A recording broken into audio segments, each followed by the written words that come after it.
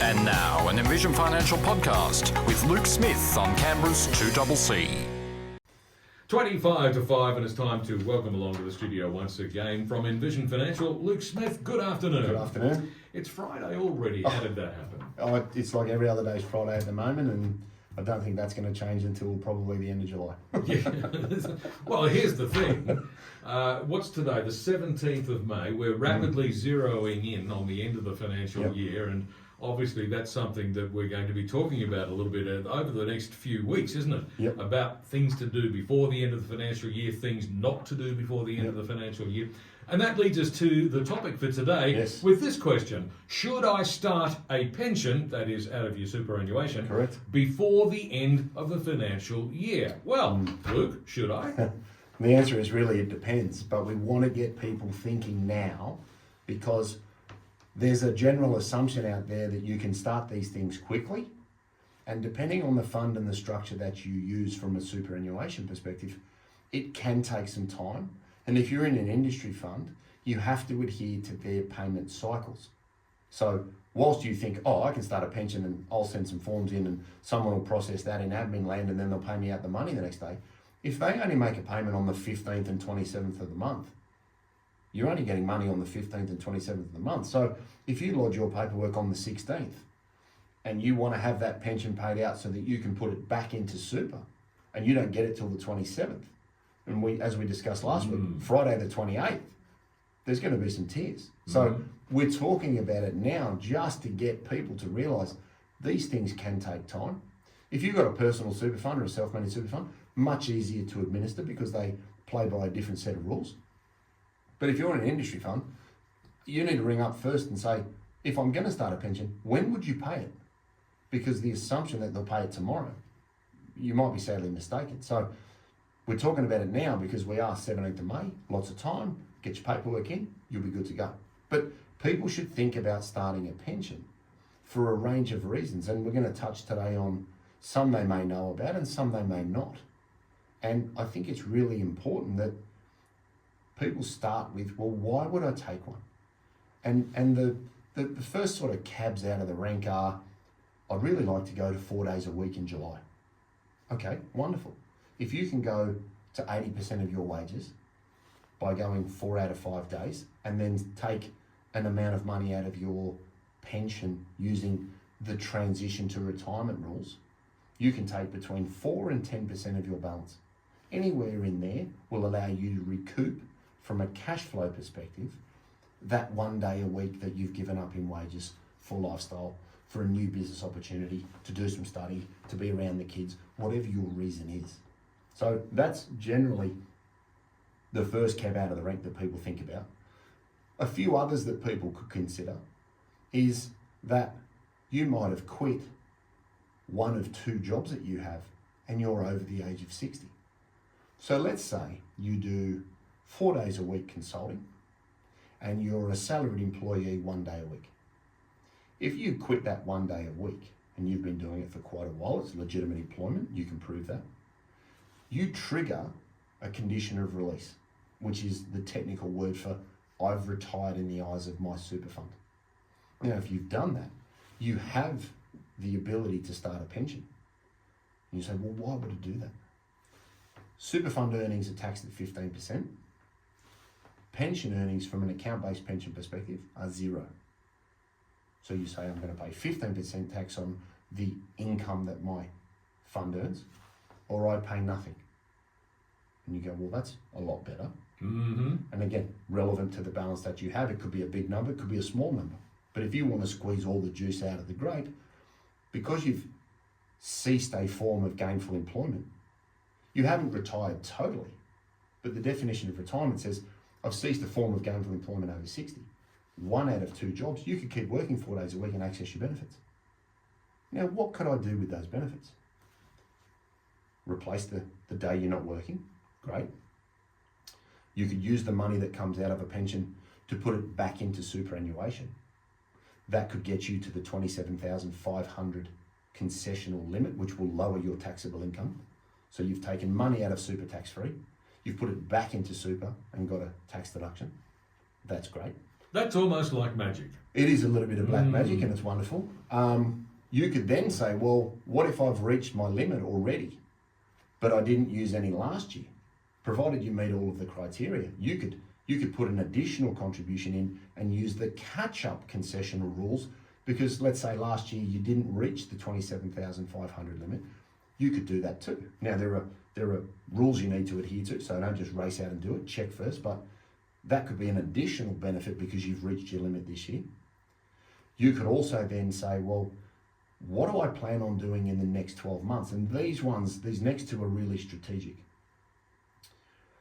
If you're going to sell an asset and you have a significant amount of capital gain that's coming, you might use a pension to fund a deduction in the next financial year to offset the tax on the sale of an investment property, for example. So you need to think about, what am I going to do in the next 12 months? Another big one that people tend to sort of look past is to be able to make a $360,000 tax-free contribution next year. Your total super balance needs to be less than 1.66 million at 30 June under the total super balance rules. Now, if you're a little bit over that and you paid out a pension before June and got under it, you might know, okay, well, I'm going to inherit that money in September. I'm going to sell that asset in November, and I'm going to use that money to bolster my super and increase my tax-free pension.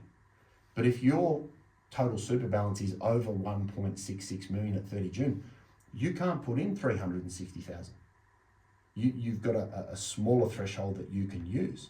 So again, thinking about what you're going to do in the next 12 months, taking out a pension might not be for cash flow purposes. It might not be for deduction purposes.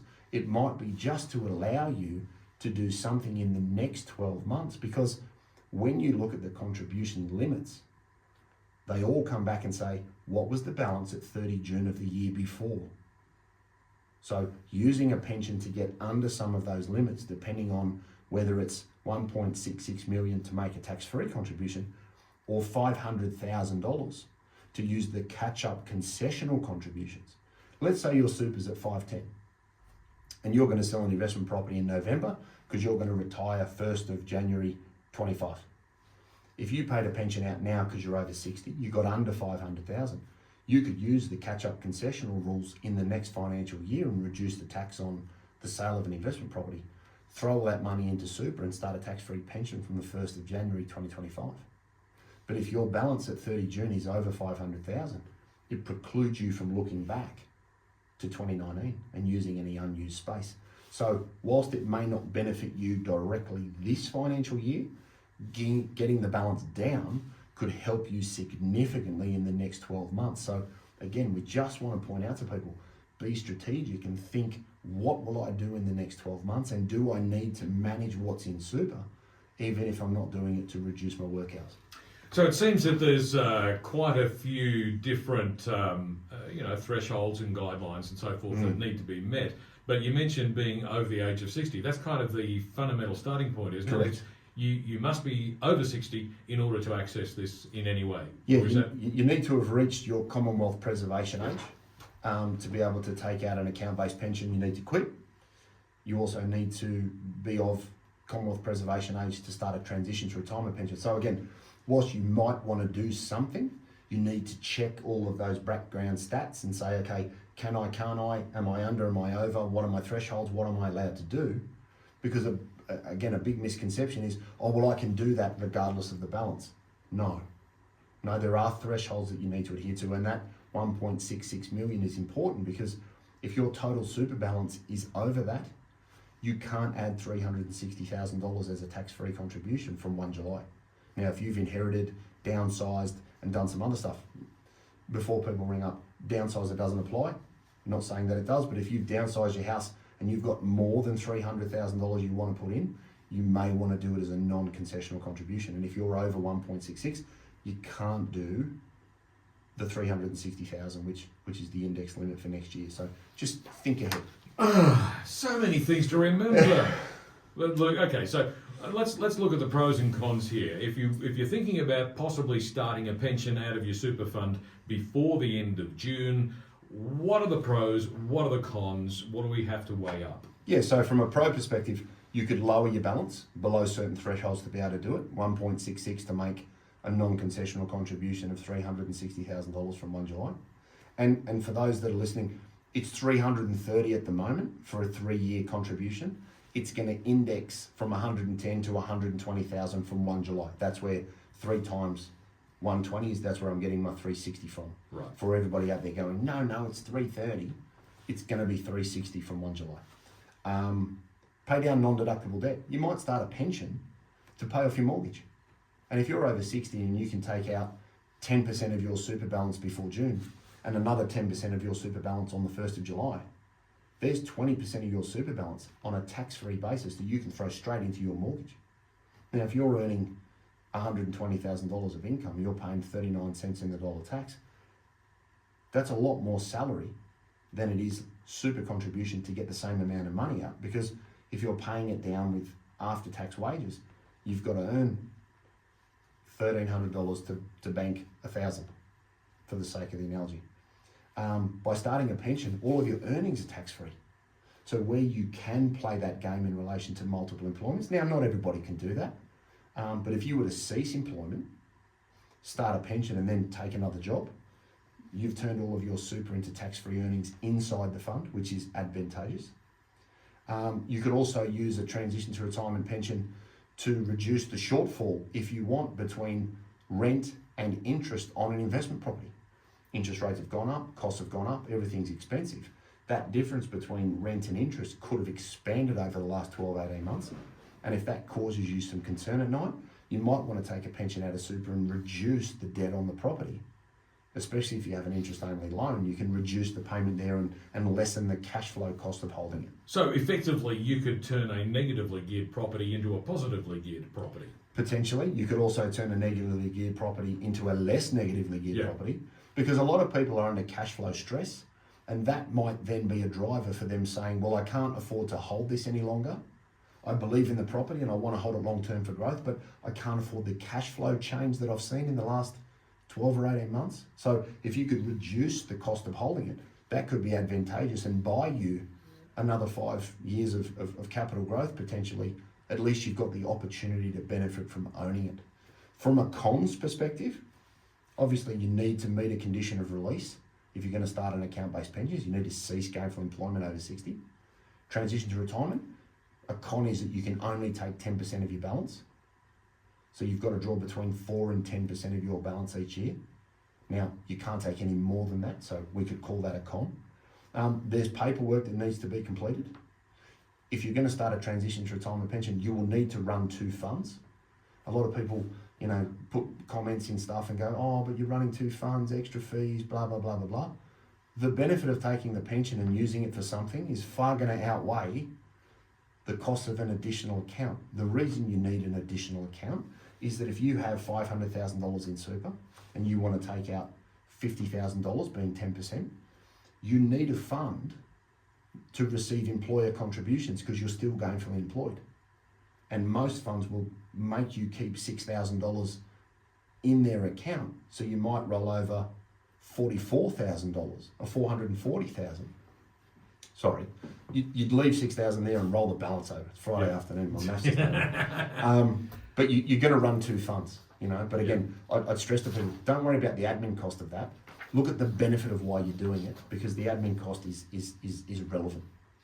It's Friday afternoon, which means Luke Smith is losing his ability to do mental arithmetic, right. But we'll give him a break now to regather his wits, and we'll come back and conclude today's segment in just a moment. Luke Smith from Envision Financial with me in the studio. We're talking about starting a pension out of your superannuation before the end of the financial year. It's 10 to 5 now.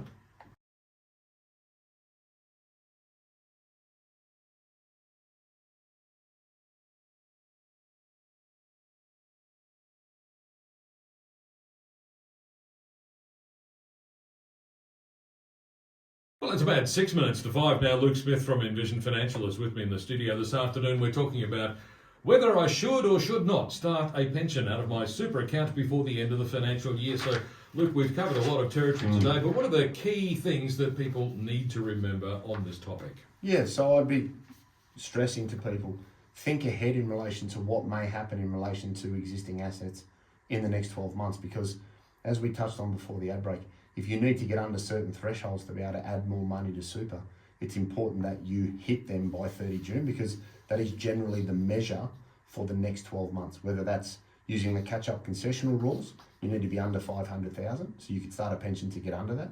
Or if you wanted to make a non-concessional contribution to add $360,000, you need to be under 1.66 million at 30 June as well.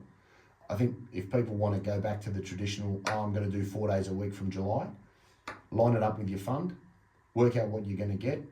It'll take less pension than your loss of wages when you consider that the pension that comes out is tax-free against the gross wages that you are losing because you pay tax on them. So you'll be able to replace 1 day a week with money from super a lot easier. Use pensions to reduce non-deductible debt. So if you're thinking about retiring in a couple of years and your goal is to get the mortgage paid off or the investment property clear or whatever it is, clear the kids' school fees, pay off their HECS, whatever it may be, think about the use of an account-based pension or a transition to retirement pension, and you can have a payment in June and July. So you can have 2 years pension payments, which could be 20% of your super balance under the transition to retirement rules in June and July, and pay down a big block of non-deductible debt, which will save you a ton of interest. Think about using the catch-up rules and funding contributions to lower capital gains tax on the sale of other assets. If you've done it this year, great way to do it. If you know you're going to sell something next year, think about using the catch-up rules, and you could use a pension payment in June and July and then make a massive contribution using the catch-up rules after the 1st of July to lower the capital gains on the sale of a property, for example. Think about what you're going to do with the money, because additional cash flow is tempting, and I think if you do it just for no reason, it could go on handbags, shoes and other stuff, which I'm pro spending. Anybody that knows me, I'm pro a pair of shoes. But be strategic about why you start, and remember that the word pension does not mean fortnight. Okay, one thing I get from a lot of people is, oh, but I don't need this much a fortnight. No one said you're going to get that. The pension commencement is simply the act of turning your accumulation super into an income stream. How you take it, as long as you've taken 4% under the age of 65, I don't care if you take it once, I don't care if you take it 30 times. You've just got to meet the minimum under the rules, which is 4% of the balance, and you can take that in any frequency you like. So don't hear the word pension and think fortnight.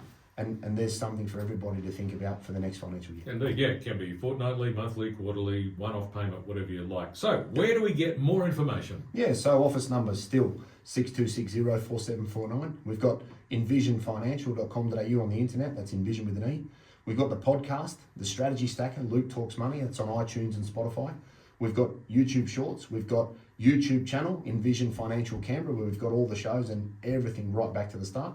We've got the Strategy Stacker handle on the Tiki-Toker, and all of these types of strategies are in the book, Smart Money Strategy, Your Ultimate Guide to Financial Planning, in all good bookstores, all bad bookstores, and everything online as well. In bookstores everywhere. Luke, thanks very much. We'll catch you again next Friday. See you next week. Luke Smith from Envision Financial, back again next week.